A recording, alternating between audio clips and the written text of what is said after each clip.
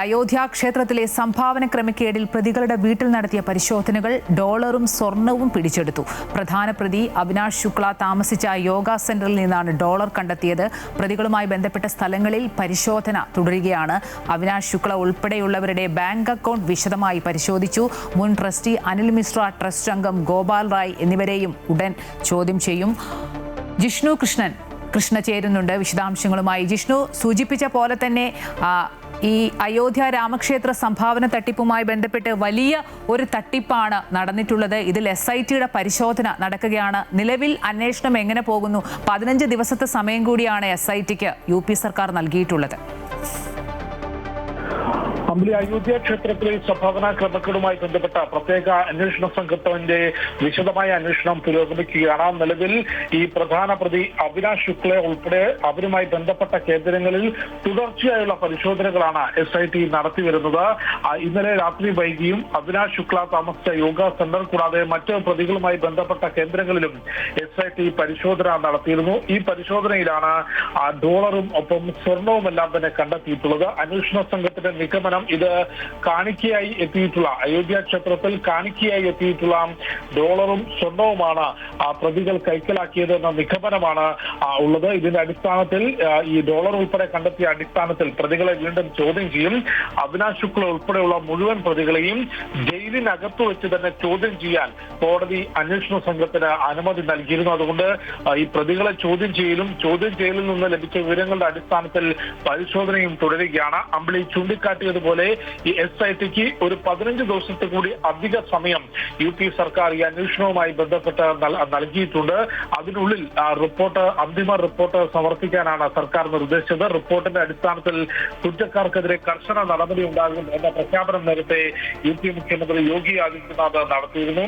ഈ മുൻ ട്രസ്റ്റിയായിട്ടുള്ള അനിൽ മിശ്ര കൂടാതെ ട്രസ്റ്റ് അംഗം ഗോപാൽ റായ് എന്നിവരെ കൂടി അന്വേഷണ സംഘം ഉടൻ ചോദ്യം ചെയ്യും. നേരത്തെ വിവാദങ്ങളുടെ പശ്ചാത്തലത്തിൽ രാജിവെച്ച മുൻ ജനറൽ സെക്രട്ടറി ചമ്പത് റായിയെ അന്വേഷണ സംഘം വിശദമായി തന്നെ മൊഴി രേഖപ്പെടുത്തിയിരുന്നു. അദ്ദേഹം ചൂണ്ടിക്കാട്ടിയത് തനിക്ക് ഈ തട്ടിപ്പിൽ നേരിട്ടോ അല്ലാതെയോ യാതൊരു പങ്കുമില്ല. തന്നോട് ജീവനക്കാർ വിശ്വാസവഞ്ചന കാണിച്ചു. സംഭാവന എണ്ണിത്തിട്ടപ്പെടുത്തുന്നതിനും സൂക്ഷിക്കുന്നതിനും ബാങ്ക് വിനിമയം നടത്തുന്നതിനും ചുമതലപ്പെടുത്തിയ ജീവനക്കാർ ഇത്തരത്തിൽ കുറ്റകൃത്യം ചെയ്യുമെന്ന് താൻ കരുതിയില്ല എന്നാണ് അദ്ദേഹം മൊഴി നൽകിയത്. ഒപ്പം ഈ ക്രമക്കേടിനോടൊപ്പം അനധികൃത പണമിടപാട് കൂടി പ്രതികൾ നടത്തിയിട്ടുണ്ട് എന്ന നിഗമനത്തിലാണ് നിലവിൽ അന്വേഷണമുള്ളത്. ഇതിന്റെ അടിസ്ഥാനത്തിൽ കേസിൽ എൻഫോഴ്സ്മെന്റ് ഡയറക്ടറേറ്റ് കൂടി അന്വേഷണത്തിലെത്താനുള്ള ജിഷ്ണു, അതിലേക്കാണ് വരുന്നത്. ഈ UP സർക്കാർ ജിഷ്ണു നേരത്തെ സൂചിപ്പിച്ച പോലെ തന്നെ എത്ര വലിയ കൊള്ളയായാലും അത് ഏത് ഉന്നതനായാലും സംരക്ഷിക്കില്ല എന്ന് UP സർക്കാരും അതുപോലെ തന്നെ മുഖ്യമന്ത്രി യോഗി ആദിത്യനാഥൊക്കെ നേരത്തെ തന്നെ വ്യക്തമാക്കിയതാണ്. അതുകൊണ്ട് തന്നെ ഇത്രയും വലിയ ഒരു അഴിമതി സംസ്ഥാനത്തെ സാധാരണ പോലീസ് അന്വേഷണ സംഘം അന്വേഷിച്ചാൽ മതിയാവില്ല. അതുകൊണ്ട് എൻഫോഴ്സ്മെന്റ് ഡയറക്ടറേറ്റിന്റെ സഹായം തേടാനുള്ള ഒരു നീക്കവും UP സർക്കാരിന്റെ ഭാഗത്തു നിന്നുണ്ടാകുന്നു എന്നുള്ളതാണോ?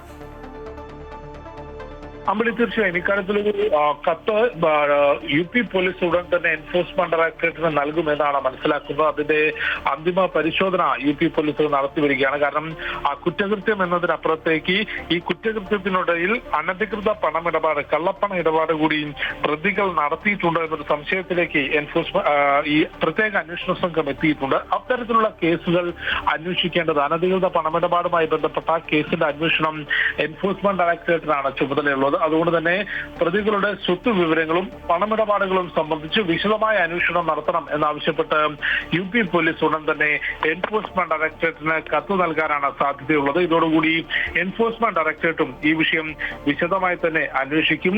കോടിക്കണക്കിന് രൂപയുടെ ക്രമക്കേട് ഈ ജീവനക്കാരും ഒപ്പം ചമ്പത് റായുടെ മുൻ ഡ്രൈവർ ഉൾപ്പെടെയുള്ളവരും ചേർന്നുകൊണ്ട് അയോധ്യ രാമക്ഷേത്രത്തിൽ നടത്തി എന്നാണ് ഇപ്പോൾ എൻഫോഴ്സ്മെന്റ് ഡയറക്ടറേറ്റ് കണ്ടെത്തിയിട്ടുള്ളത്. അതിന്റെ വ്യാപ്തിയും എത്രത്തോളം ആളുകൾ അതിൽ ഉൾപ്പെട്ടിട്ടുണ്ട് എന്നത് സംബന്ധിച്ചും വിശദമായ അന്വേഷണമാണ് ഇപ്പോൾ SIT നടത്തുന്നത്. ഒപ്പം RSSന്റെ ഭാഗത്തുനിന്ന് ഒരു ആഭ്യന്തര അന്വേഷണം ഈ അയോധ്യ ക്ഷേത്രത്തിൽ നടന്ന സംഭാവന ക്രമക്കേടുമായി ബന്ധപ്പെട്ട് നടത്തിയിരുന്നു. കിഴക്കൻ ഉത്തർപ്രദേശിന്റെ ചുമതലയുള്ള പ്രചാരക് അയോധ്യയിൽ ക്യാമ്പ് ചെയ്തുകൊണ്ടായിരുന്നു ഈ ആഭ്യന്തര അന്വേഷണ റിപ്പോർട്ട് തയ്യാറാക്കിയത്. ക്ഷേത്രത്തിന്റെ സുരക്ഷയും ഒപ്പം ഭക്തരുടെ വികാരത്തെയും എല്ലാം തന്നെ ഹനിക്കുന്ന രീതിയിലാണ് ക്ഷേത്രത്തിൽ ഇത്തരം പ്രവർത്തനങ്ങൾ ഉണ്ടായത് എന്ന വിലയിരുത്തലാണ് RSS നടത്തിയിട്ടുള്ളത്. അമ്പിളി.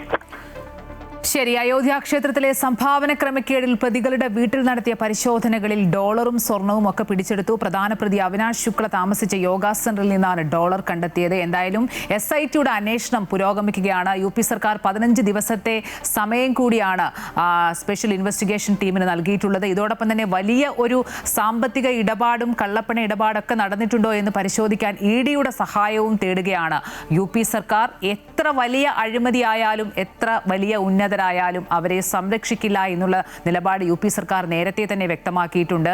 ഒപ്പം തന്നെ വലിയ പ്രതിഷേധങ്ങൾക്കിടയിൽ കേന്ദ്ര സർക്കാരും കാര്യങ്ങൾ പ്രധാനമന്ത്രി അടക്കമുള്ളവർ സ്ഥിതിഗതികൾ വിലയിരുത്തി പോരുന്ന ഒരു സാഹചര്യവും നിലവിലുണ്ട്. വിശദാംശങ്ങൾ നൽകുകയായിരുന്നു ജിഷ്ണു കൃഷ്ണൻ.